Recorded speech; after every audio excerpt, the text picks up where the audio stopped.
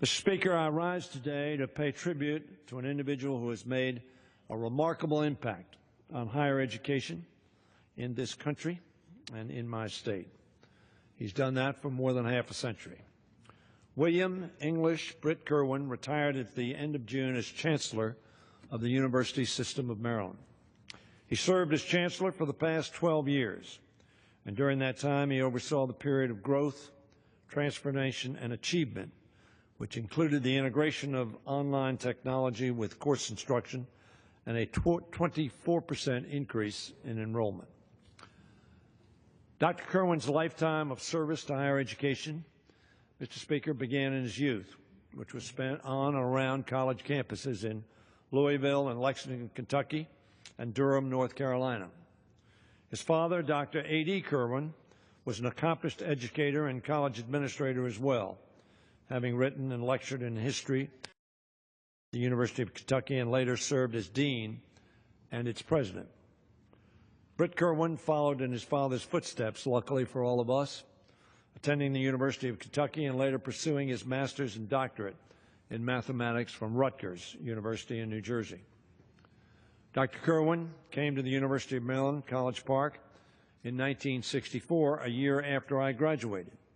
He came as an assistant professor of math. After 24 years teaching in the department and having been elevated to the department chair and then provost, Dr. Kirwan was selected as the president of the university in 1988. He led the University System of Maryland's flagship campus for a decade before leaving to become president of the Ohio State University. I think I speak for all Marylanders when I say we were very happy when he came back to Maryland. I was a member of the Board of Regents at the time, and I remember participating in a meeting when we were searching for a new chancellor. And I asked my colleagues, if we could get Brit to come back, what would you think? All of them were extraordinarily enthusiastic. So I called his house in Ohio, and his wife Patty answered, and I asked her if she and Brit would be interested in returning.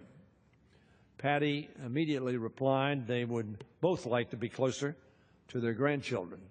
Luckily, they were living in Maryland. I took that as a good sign, and a short time later, Brit was back as Chancellor of the University System. He managed a network that serves over 165,000 undergraduate and graduate students at 12 universities, 2 regional higher education centers, and 1 research center. It is the 12th largest university system in America. And under Kirwan's leadership, it has become a national model for excellence in higher education, research, and applied innovation.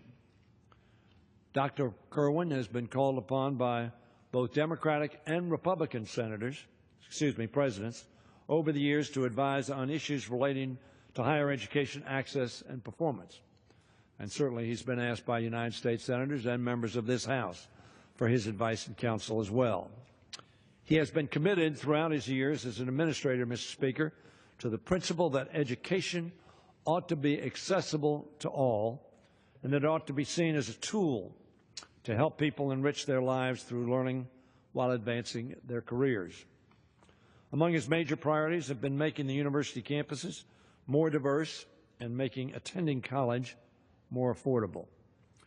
Under his leadership, the university system built partnerships with the private sector in the state and federal government in order to further the cause of advanced research and innovation that has practical application for economic growth and national defense.